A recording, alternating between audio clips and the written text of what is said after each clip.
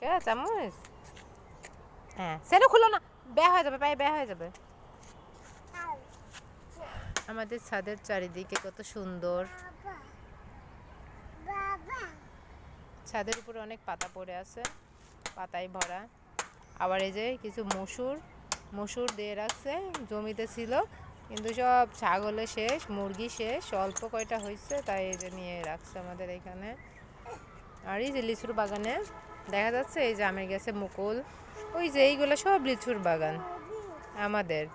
কিন্তু এখনো এইগুলা এই যে পাতা দেখা যাচ্ছে না একটু সোনালি কালারের, এই যে এইগুলা বোঝা যাচ্ছে না এবার সুন্দর জুম করে, তো এইগুলোতে লিচু ধরবে না, এগুলো মুকুল আসে নাই।